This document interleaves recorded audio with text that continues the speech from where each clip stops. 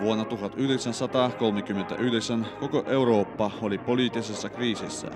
Natsi-Saksa valloitti yhä uusia ja uusia alueita. Puola, jolta Hitler vaati Danzigin käytävää, ei aikonut luovuttaa mitään maata Saksalle. Maailma meni kohti uutta suurta sotaa. Tuskin suomalaiset voisivat kuvitella, että suuren eurooppalaisen ristiriidan aallot saavuttavat kohta Suomen rannan. Silti maan johto teki päätöksen sotaharjoituksien järjestämisestä.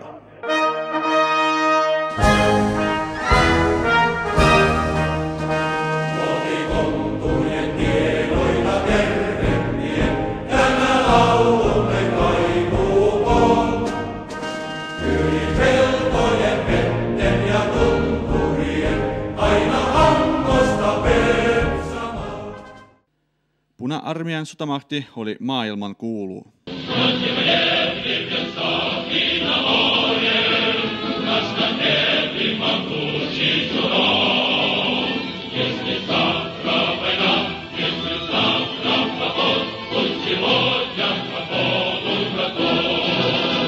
Syyskuun ensimmäisenä päivänä 1939 Saksa hyökkäsi Puolaan, alkoi toinen maailmansota.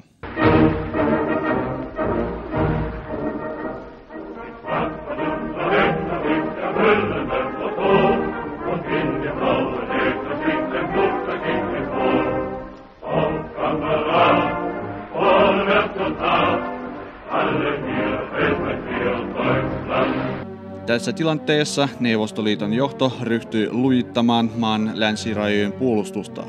Syys-lokakuussa Baltian maat ja Neuvostoliitto solmivat keskinäiset avunantosopimukset.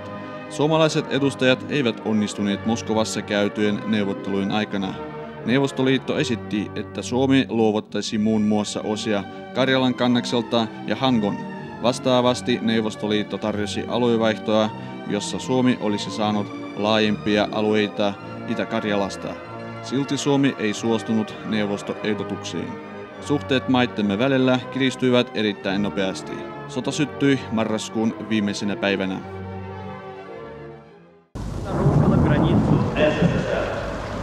На ноту, врученную нашим полпредом, удовлетворительного ответа не последовало. Поэтому советское правительство пришло к выводу, что оно больше не может поддерживать нормальных отношений с правительством Финляндии. И потому признало необходимым отозвать своих политических и хозяйственных представителей. Девочки, это война.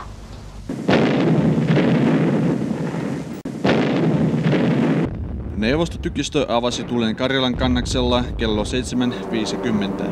Kello 9 venäläiset ilmavoimat ryhtyivät pommittamaan 16 paikkakuntaa Suomessa, muun muassa Helsinkiä. Sodan ensimmäisellä viikolla Puna-armeijan eteneminen sujui hyvin. Suomen joukot joutuivat puolestaan vetäytymään koko rintaman leveydellä.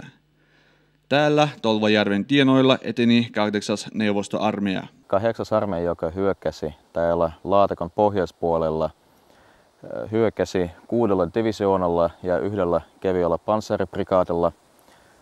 Armeijan tehtävä oli tuhota suomalaiset joukko-osastot vanhan rajan seudulla ja hyökätä linjalle Sortavalla Joensuu. Sieltä osa divisioonista kääntäisi pohjoisen päin ja jatkoisi hyökkäystä Kuopion suunnassa ja sitten loput päävoimat olisivat jatkamassa hyökkäystä länteen päin ja sillä tavalla ne olisivat päässeet Käkisalmelle ja olisivat päässeet Karjalan kannaksen armeijan selustaan ja sillä tavalla olisivat ratkaiseet koko kampanjan, koko sodan. Taistelut, jotka käytiin Tolvajärven tienoilla talvisodan aikana, eivät ole niin tunnettuja kuin taistelut Mannerheimin linjalla. Sodan alussa Puna-armeijan menestys Laatokan Karjalassa oli merkittävä. Hyökkäyssuunnitelma toteutui hyvin. Kaikki divisioonit hyökkäsivät ja etenevät nopeasti Suomeen sisätiloihin ja sisämaihin. Ja, 2 divisioonin hyökkäys Laatokan järvellä Salmen ja Pitkärannan suunnassa oli niin nopea ja menestykäs, että 8. armeijan komentaja on päättänyt, että 34. kevyt panssarivaunuprikaati, jossa oli 105 kevyttä BT-panssarivaunua, oli siirtymässä sinne ja jatkamassa hyökkäystä siinä Pitkärannan ja Sortavalan suunnassa. Suomen päämajalle selvisi koko valtakuntaa uhkaava vaara. Jos neuvostojoukot olisivat päässeet murtautumaan Korpiselän kautta, niille olisi avautunut mahdollisuus päästä kannasta puolustavien suomalaisjoukkueen selustaan. Sodan ensimmäisenä päivinä venäläisten haltuun joutui Suojärvi. Tämä viesti järkytti monia suomalaisia. Eversti Paavo Talvela muistelee Suojärven menetystä näin. Niinpä kun sodan 3. iltana kuulin, että Suojärvi oli menetetty hyökkäystä edes yrittämättä, tieto kohtasi minut ankarimpana henkisen iskuna, mitä elämässäni olin saanut. Tein myös jo tällöin ylipäällikölle esityksen, että everstiluutnantti Pajari, jonka tunsin erinomaiseksi sotilaaksi, määrättäisiin tälle rintamalle. Talvela ja Pajari olivat vanhoja tuttavia. He osallistuivat Suomen kansallissotaan, liittyivät Aunosen retkikuntaan. Yhdessä he tekivät diplomityön opiskellessaan Suomen sotakorkeakoulussa. Sen aiheena oli offensiiviset mahdollisuudet Laatokan Karjalassa. Nyt tuli aika toteuttaa nämä mahdollisuudet. Kuten huomasi suomalainen upseeri Eriksson, jonka pataljoona taisteli silloin Tolvajärven tienoilla, me emme pysty enää puolustamaan meidän asemia, mutta kyllä pystymme hyökkäämään vihollisen kimppuun. Muodostettu ryhmä Talvela sai seuraavan tehtävän. On lyötävä Korpiselän ja Ilomantsin suuntaan edenneet vihollisvoimat sekä jatkettava hyökkäystä Suojärven suuntaan, tarkoituksena yhteistoiminnassa 4. armeijakunnan kanssa vallata Suojärvi takaisin. Edellytykset hyökkäyksen aloittamiseen olivat minimaaliset, mutta joka tapauksessa ryhmän piti hyökätä, muuten nämäkin edellytykset olisivat kadonneet. Pajari suoritti joulukuun 8. ja 9. päivän välisenä yönä iskun Tolvajärven Kivisalmella venäläisten selustaan yllättäen neuvostoliittolaisten osaston, joka joutui sekasortoon. Lyhyen tulikahakan jälkeen yksiköt vedettiin pois. Isku turrutti pariksi päiväksi puna-armeijan hyökkäyshalut ja antoi suomalaisille lisäaikaa puolustuksen parantamiseksi. Parin päivän kuluttua suomalaiset olivat valmiita hyökkäämään vihollisten kimppuun, kun heidän selustaansa pääsi neuvostoliittolainen pataljoona. Tuntui, että sotaonni on jälleen puna-armeijan puolella.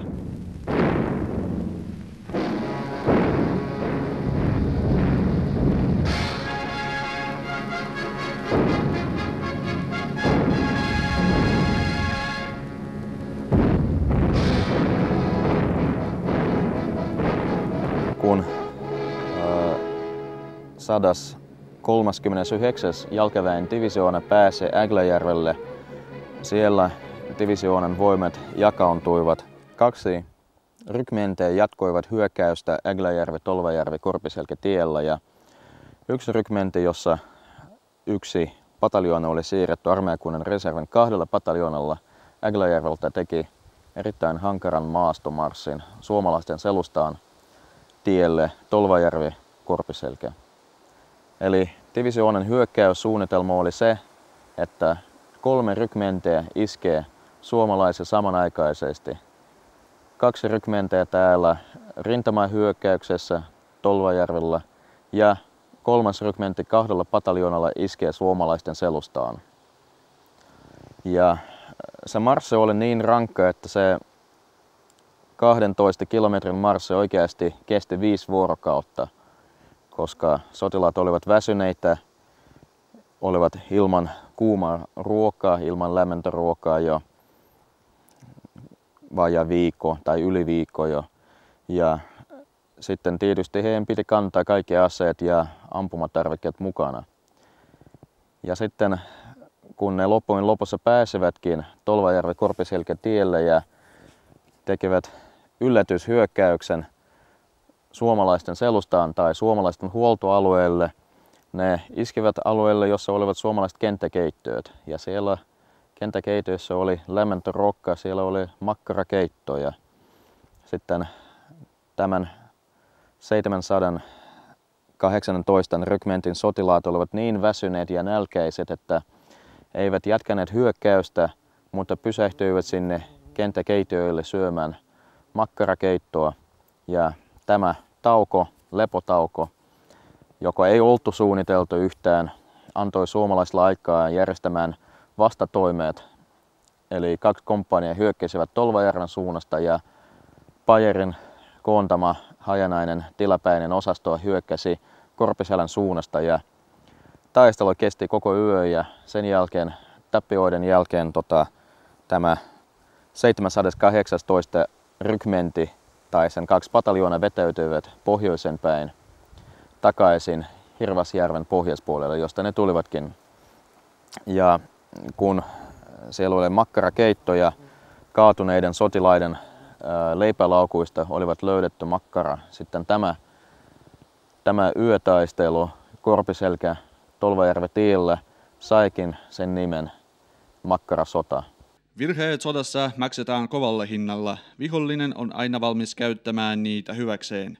Näin kävi Puna-armeijan eräälle esikunnalle. Täällä ne konekivääripesäkkeet ovat sijoitettu aivan tämän harjun päälle ja täällä on aika huono ampumasektori vain länteen päin tielle ja ei ole yhtään mahdollisuutta ampua tielle etelään, vasemmalle ja oikealle. Ja sitten kun suomalainen hyökkäys alkoi, siis suomalaiset eivät rynnäköineet tätä harjua suoraan, että ne menivät nopeasti ohi.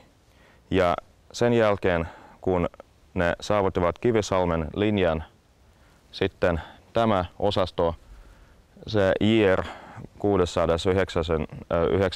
rykmentin esikunta-hotellissa ja joukko-osasto, joka oli sen ympäri, joutui mottiin ja sitten iltapäivällä se tuhoutui kokonaan taistelussa, kun suomalaiset ovat rynnäköineet hotellin. Tolvajärven tienoilla monet sotilaat taistelevat sankarillisesti. Neuvostoliiton sankarin arvonimi myönnettiin komissaari Balahanoville, joka kaatui esikunnan puolustuksen aikana. Joulukuun 18. päivänä ylennettiin Tolvajärven voittaja Paavo Talvela kenraalimajuriksi ja hänen lähin apulaisensa Aaro Pajari everstiksi. Pajarin nimi liittyy dramaattiseen tapahtumaan, joka sattui tämän upseerin kanssa. Sotilaat pelastivat komentajansa, vaikka heillä oli poliittisia erimielisyyksiä. 8. päivä Pajari järjesti ensimmäisen vastahyökkäyksen täällä Tolvajärvellä. Se oli semmoinen saarrosliike, eli Tolvajärveltä Pajarin osasto lähti kävelemään Tolvajärven jäätä pitkien ja pääsi Ristisalmelle venäläisen divisioiden selustaan. Ne joutuivat marssimaan noin 10 kilometriä tai yli 10 kilometriä lumessa ja sitten se Pajarin osaston isku oli menestykäs ja paluumatkalla Pajari romahti. Hänellä oli sydänkohtaus, hän oli silloin 42 vuotta vanha. Hänen sotilaat olivat kaikki Tampereelta ja Pajarilla oli aika huono maine Tampereella, joka oli siis on ollut ja on vieläkin Suomessa punainen kaupunki, vasemmistolaisten tukikohta, jos näin voi sanoa, ja Pajari on ollut aina erittäin oikeistolainen, erittäin antikommunistinen ja on ollut paljon riitoja siellä Tampereella 30-luvulla, mutta sitten täällä oli se talvisodan henki, eli kaikki ne poliittiset erimielisyydet, jotka olivat ennen sotia, jonka juuret olivat vielä Suomen sisällissodassa, olivat kaikki unohdettu ja talvisota oikeasti yhdisti Suomen kansakunnan. Taistelu Tolvajärvellä oli kova. Sen muutamat yksityiskohteet ovat epäselviä päiviimme asti. Täällä me ollaan nyt Tolvajärven hotellissa, joka oli rakennettu vuonna 1939. Se oli huippuuusi, huippumoderni hotelli. Sijaitsee erittäin kauniissa paikassa, kangasmetsässä, 2 järven välissä. Ja sitten Tolvajärven taistelussa täällä sijaitsi venäläisen 609. jalkaväen rykmentin esikunta. Ja tässä talossa rykmentin esikunta sitten tapasi oma kohtalonsa, kun 12. päivänä joulukuuta 1939 täällä esikunta ei ehtinyt sitten poistua tästä talosta, kun suomalainen hyökkäys kehittyi niin nopeasti, ja se tuli ihan yllätyksenä, että se kehittyisi niin nopeasti, ja sitten esikunta ja sitten puna-armealaiset, jotka eivät poistaneet asemista, jotka pitivät asemat täällä, joutuivat mottiin, ja iltapäivällä suomalaiset tekivät päätöksen, etteivät ne polttaa taloa eikä ampua sitä rikkitykistöllä, mutta rynnäköivät ihan jalkaväen voimilla, konepistoililla ja käsikranaatilla. Sitten suomalaiset ovat rynnäköineet tähän taloon ja sitten täällä kaikki puolustajat kaatuivat.